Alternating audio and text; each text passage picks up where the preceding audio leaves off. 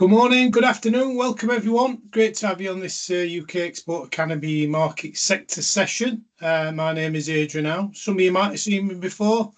I'm a UK Export Academy Events and Trade Advisor with the Department for Business and Trade, and I'll be your host for this afternoon session, wherever you are. As a way of an intro, I've been part of the UK government for over the last 30 years. During that time, I've served in many different guises, uniforms, outfits, etc. Equally, I've been lucky enough to have worked and operated all around the globe, meeting and working with some amazing people, including these on the call today.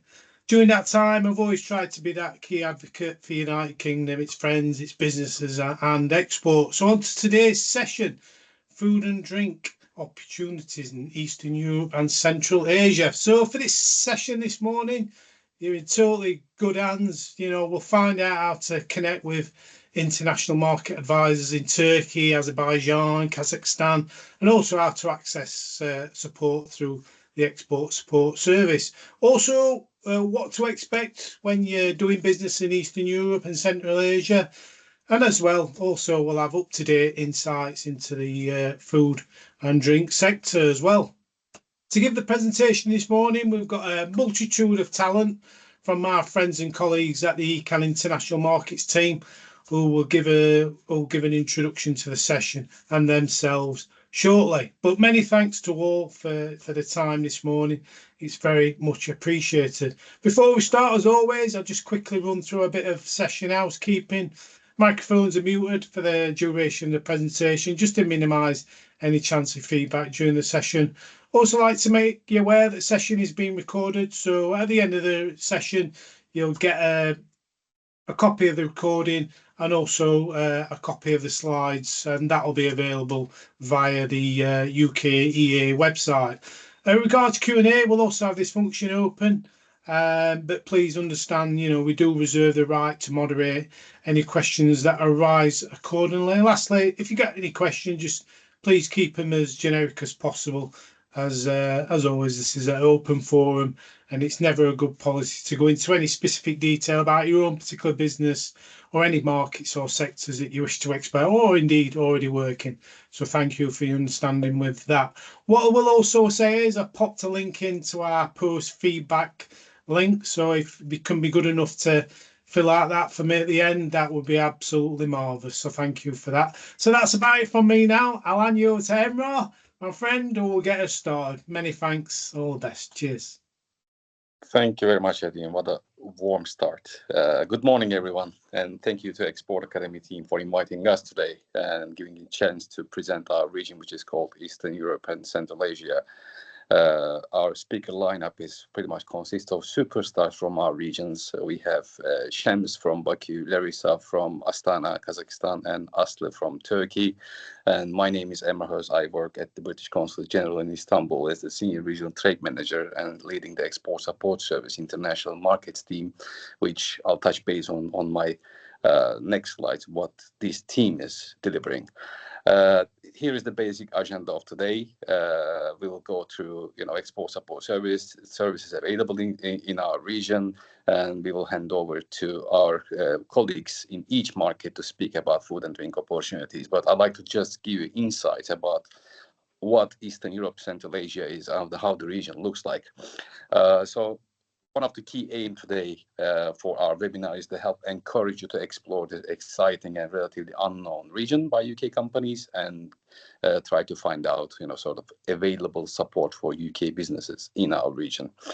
Let's look at the geographical coverage for Eastern Europe and Central Asia. It's the biggest His Majesty's Trade Commissioners region. We have, as some of you might know, we have 9 regions globally. They are all being represented by His Majesty's Trade Commissioners. So our region is the biggest one when we look at the wider picture.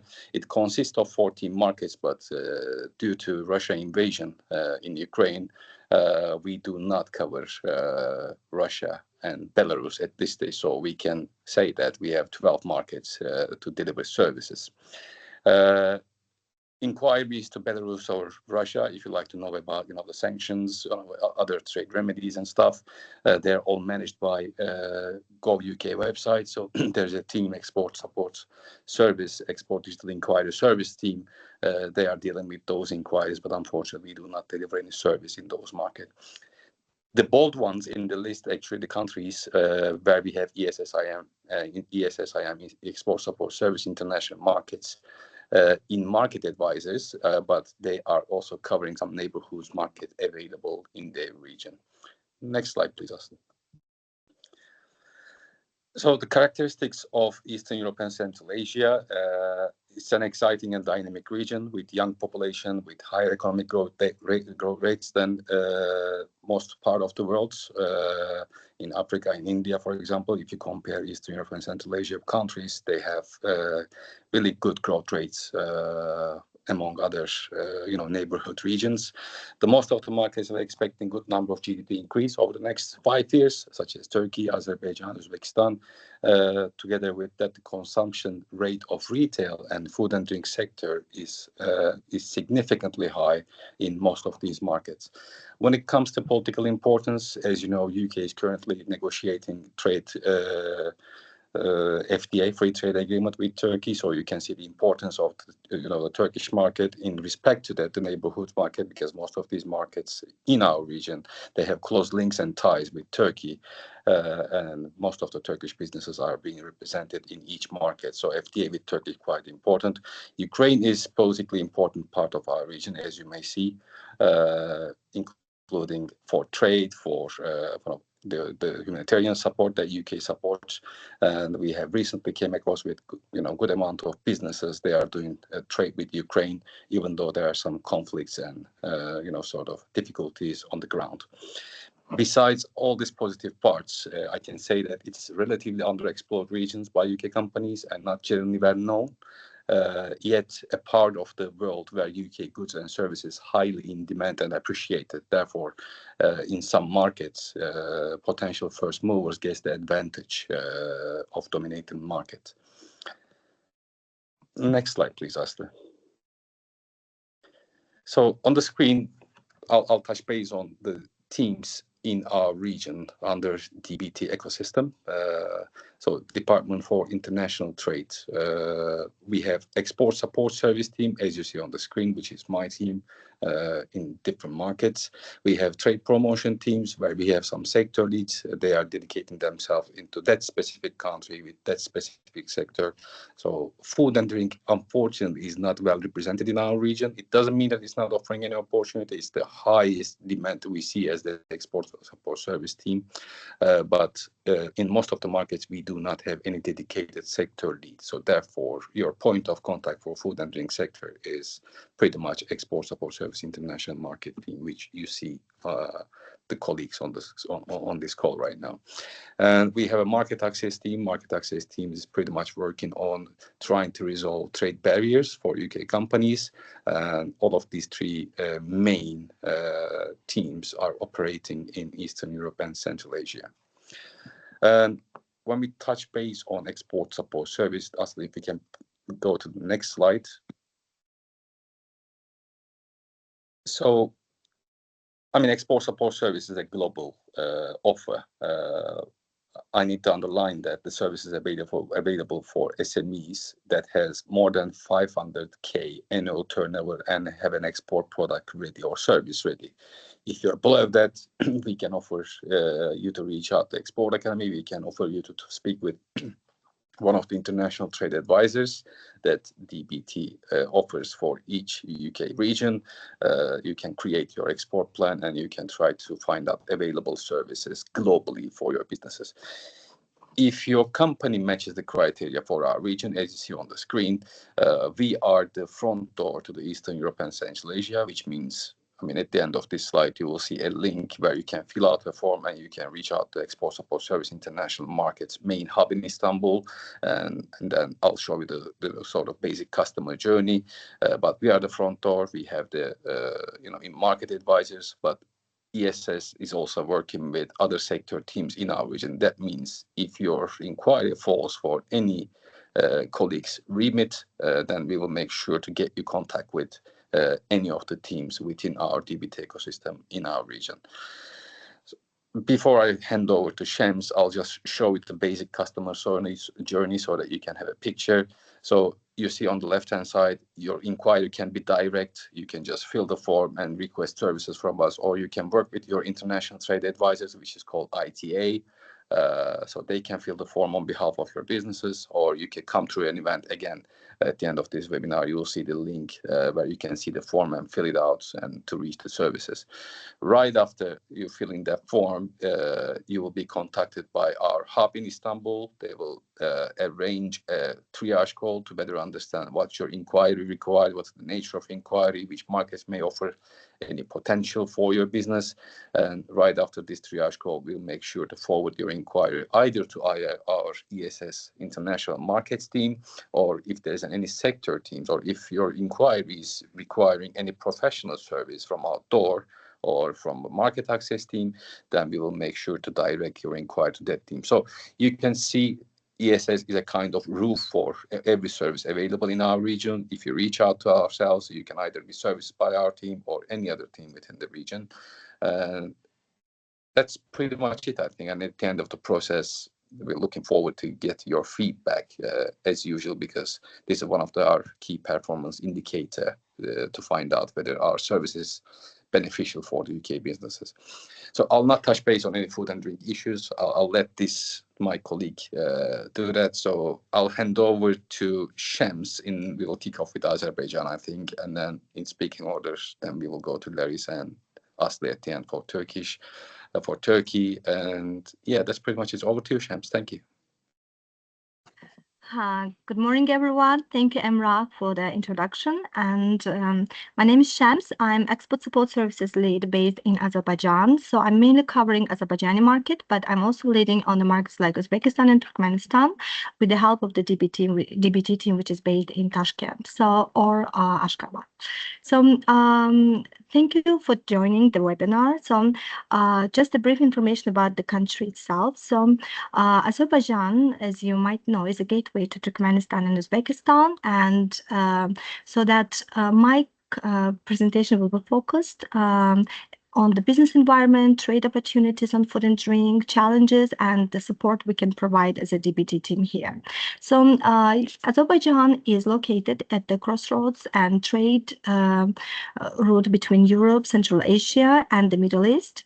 For centuries, Azerbaijan was a part of the famed Silk Road east to west, and today the country's location offers opportunities for the development of the middle corridor across the Caspian Sea, which will connect China to Europe. So as an introduction, Azerbaijan now diversifies and modernizes its economy using its fossil fuel and mineral wealth. So far, the Azerbaijani Sovereign Wealth Fund has over than 43 billion USD in assets. So it offers opportunities for free trade agreements with 7 regional countries to reach over 86 million of population and consumers. So next slide, please. Am I managing the slides? I'm so sorry, question, or Asli will be doing that. I missed that. Okay, thank you. So UK has been Azerbaijan's single investor of the past 30 years, and around 400 UK companies operate in Azerbaijan with approximately 1,500 British citizens currently living here. And that's the reason why we used to have like waitress products in the supermarket chains in Azerbaijan. So Bravo, which is like one of the largest supermarket chains in the country. So Azerbaijan is a country where we have lots of international events taking place, Formula One, Grand Prix, and last year we had COP29 taking place in Baku, and the UK shares its expertise with every international event we do have here in Baku. So And as a trade statistics, I'd like to provide to you that like over 23, 24 financial years, we have recorded over 200 million of export wins, including companies such as like JCB, Airbus, and on the retail side, these are like Body Shop, Costa, and I, as a retail sector lead through ESS, provided support to those companies to open their premises here in Baku. So the UK also is the biggest destination for the Azerbaijani students overseas, and it's around 60% of all state-funded university scholars have headed to the UK. So now I'll speak about the retail opportunities. And next slide. So on my slide, you can see information about the market overview on the food and drink sector. So we do have a big number of inquiries coming through ESS on retail. And as we see, the UK companies are keen on exporting to the market. And there is also an interest from the Azerbaijani side. So we have local stakeholders interested in collaboration with UK brands and representing them in Azerbaijan. So these are mainly luxury brands, but on the retail side, like coffee shops, franchising, clothing industry, and also food and drink. So there are particular brands they do mention, like the stakeholders because we do have regular meetings with local buyers, and so like Boots, there is a luxury brand Exor which opened in Baku, so and we have supported them through ESS. On next slide, please. So there is actually rising demand in urban areas for premium and imported products, and these are including organic foods and gluten-free and health foods, cheese, chocolates, jams, sauces, and UK small, medium enterprises, so with artisan and health-focused products, can target high-end retailers in the market and at expert community. So the retail, modern retail is actually expanding with local supermarket chains like Bravos, Aras, and Bazaar stores. So they are growing their offices and shops, not only in Baku, but like in the whole country. And UK, like UK firms can enter the market through the partnerships with these chains or online platforms, which is also growing. E-commerce is also developing in Azerbaijan. So next slide, please. I'm trying not to repeat what I have on my slides. So you can get some more information about the opportunities here. And I'm just saying that Azerbaijan imports a large share of processed food, confectionery, and alcohol. And the main suppliers are like Russia, Turkiye, EU countries, and UK is among them. And there are exports from Azerbaijan as well. So like the products like tea, nuts, dried fruits, wine, those increasing. So I put down some market entry tips. So it's very important to have a local importer, distributor here, because it does help with the customs, with the taxes. But as a DBT, representative of DBT here in Azerbaijan, we also have a very good connection with local government entities, and whenever there is any market access issues or any lobbying needed, so as an embassy, we do that. So that's why it's better to work for the UK government while finding out the local partner. So there are trade shows, and there is one which is every year we have in Baku. It's Interfood. We had it like recently in May, but there will be one next May. So it's together with agriculture exhibition. It's a very big event where you can come and meet with different stakeholders. And as a DBT, we can also organize side events.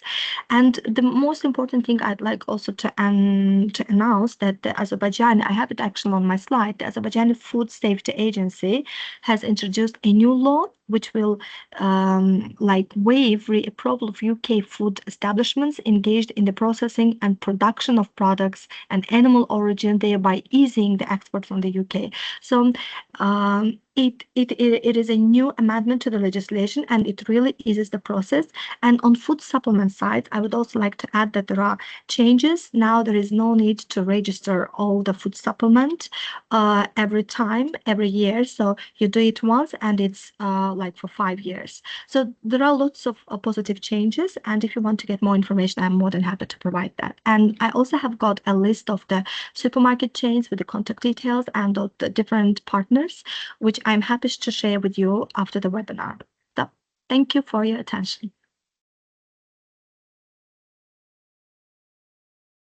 And I'll give the floor to my colleague from Kazakhstan, Larissa. Yeah, thank you. Thank you, Shams.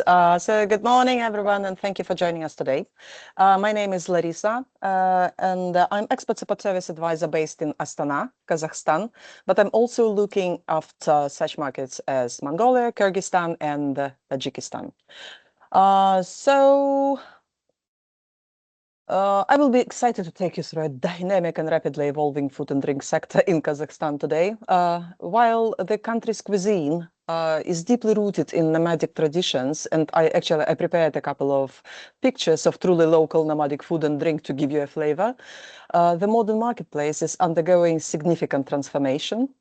And I'll be speaking not only about what people are eating and drinking today, but also the key trends reshaping consumption and the business opportunities emerging as a result of it. To start, let's briefly look at the broader market landscape. Kazakhstan is the largest landlocked country in the world and is home to slightly over 20 million people of over 100 ethnicities. The economy has seen steady growth, and as urbanization increases and the middle class expands, so does the demand for a more diverse range of food and beverage products. Consumers, particularly younger ones, are developing more sophisticated tastes and are increasingly influenced by global trends. Asli, could you move me to slide 2, please? Okay, let's start with the picture. So this is the brightest example of truly nomadic dish. It is called beshbarmak. It is made of boiled horse meat and sausages and flat pasta, and the broth is served separately, as you can see. If in Kazakhstan, don't hesitate to try it. It's honestly delicious. So on to the key trends. Health and wellness.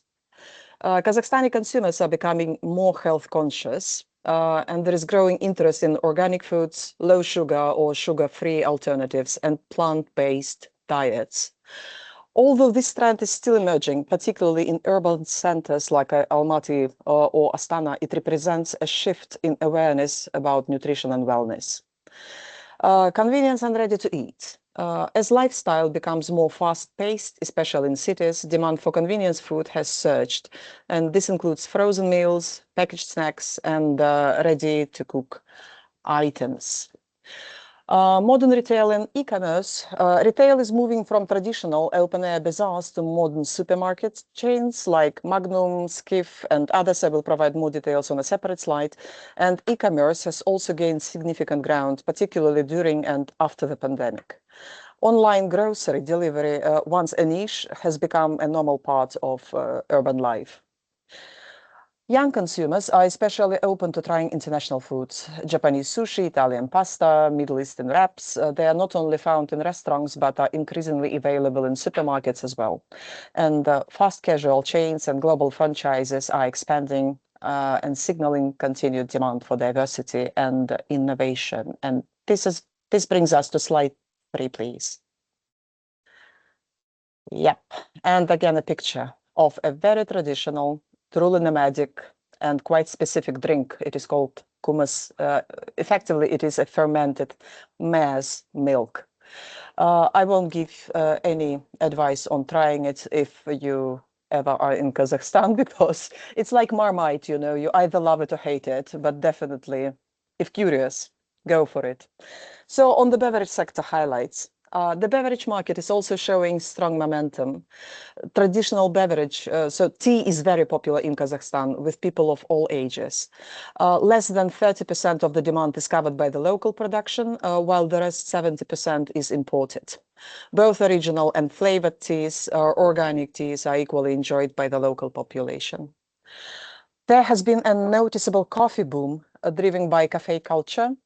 Young adults in particular are seeking out premium and specialty coffee, creating opportunities for both domestic roasters and international brands. Soft drinks and juices are growing, especially flavored water, vitamin-enhanced drinks and sugar-free sodas. The alcoholic beverage segment is experiencing a shift toward premiumization. Consumers are moving from mass market vodka to craft beer, boutique wines, and high-quality spirits. Kazakhstan imports a significant portion of its food products, and there is always an opportunity for food and drink producers, and even more so for consolidators. The plus side of the latter is that they don't have minimum order requirements. Slide 4. And as promised, a few words about retail chains. The competition environment is at a fairly high level and represented by various segments. Kazakhstan market is saturated with economy format supermarkets. There are few players though in the premium segment, but they exist anyway. The premium supermarket format is well established in large cities of Kazakhstan. And consumers are interested in quality and exclusive products, which creates a favorable environment for doing business from the companies of your sector.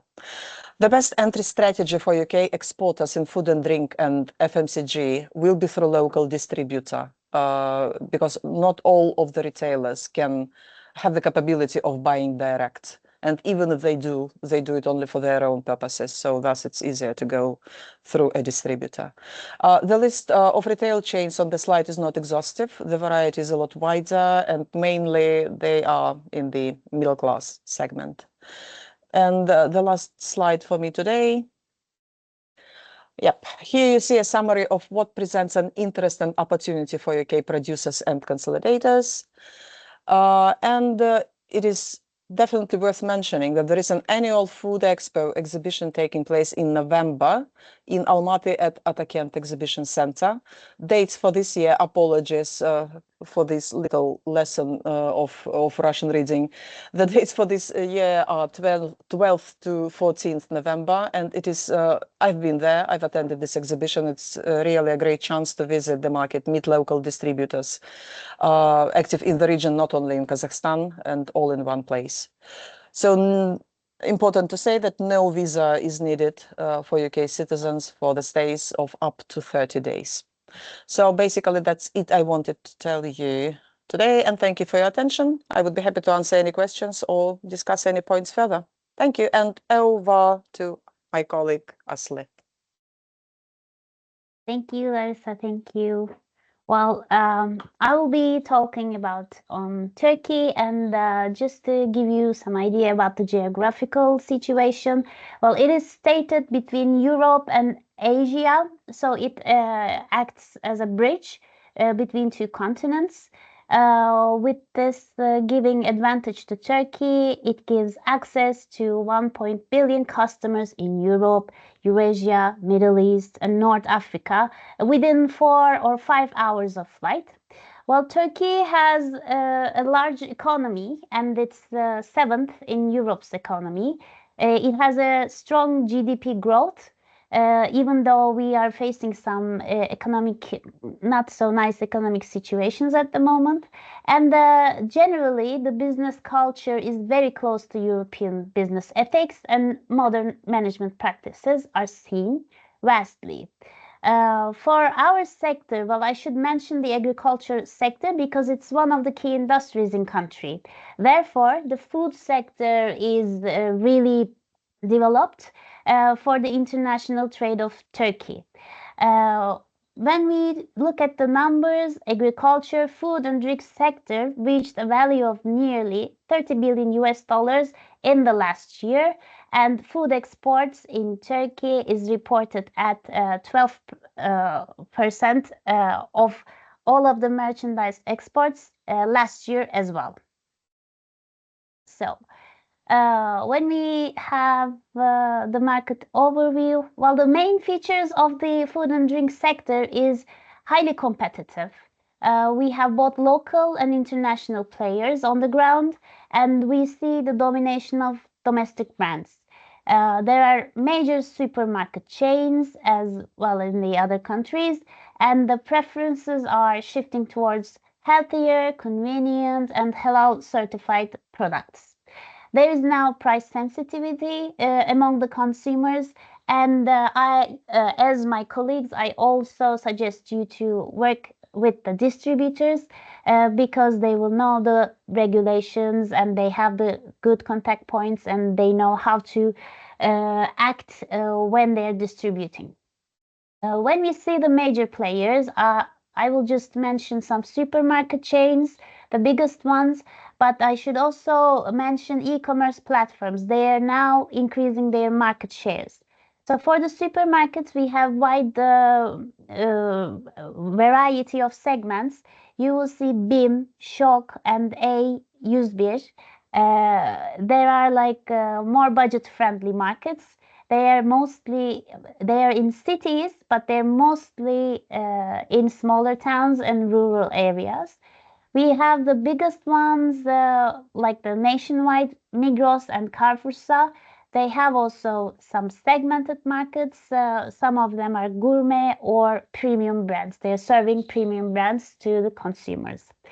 There is a lot of e-commerce platforms. I'm just listing the major ones here. So it's also, as I said before, increasing the market share. So there are some opportunities, but also challenges in Turkish market. The opportunities is that it has a wide number of population, over 85 million inhabitants in Turkey. So as mentioned before, rising demand for health and organic products as well. Now the negotiations with the UK on free trade agreement is being worked on, and so we're expecting good results, not so soon, but still they're in the way. So we have observed a growth in beverage markets, and there are openness for the local brands for strategic partnerships. And for the UK side, export potential exists for products like eggs, potatoes, coffee, fish fillet, and breakfast cereals. Of course, there are challenges. Now, Turkey has the unfortunately highest inflation rate in Europe. We have a volatile economy. So there are high regulations and high import duties, especially on alcoholic beverages. Some of the import processes are considered as complex, and the international brands face great competition from the local brands. I have also listed some major events because food and drink is a vast sector in Turkey. 3 of them are the major ones, and I highly recommend you to take a look at their website and visit if possible. You can visit F Istanbul, World Food Istanbul, and Anfaş Food Product. The last one in Antalya, well, most of the distributors are joining that one as well. So I'm also planning to visit those if possible. So this is it on Turkey side, and also this is the end of our webinar. So please do shout if you have any questions. You can get in touch with us directly from the email address you're seeing in the screen. So thank you for your time today. Thank you very much, guys. Much appreciated. Lots of super duper detailed content. Got no questions, which is a good thing. It means that you've told everyone everything they need to know, which is wonderful. For everyone who's dialed in today, like I say, reach out to the team. They are a really great team, and I'm sure they'll go above and beyond to get you to where you need to go to, or get you the information you need. Like I said before at the start of the session, put a link into our feedback. Be really pleased for that. Tony, just bear with me a second, and I'll open your mic and you can ask your question. Just bear with me, sir. You want to ask your question, Tony? Yeah, thank you very much, and thank you for the presentation. I do attend a lot of Export Academy webinars. I work in the abattoir sector, and we're a trade association. Now, on the last presentation, the word halal was mentioned. The UK government have significant difficulties with halal. I could be ruder, but I'll just say significant difficulties around the issue of stun and non-stun. We in the UK, by and large, produce stunned halal meat. However, we do have sites which produce non-stun. Those, of course, are heavily supervised by the Food Standards Agency, and yet we find constantly that the UK government don't wish to promote those businesses into overseas markets. Of the markets that we've seen today, would they accept stunned lamb and poultry, or is the demand purely for unstunned?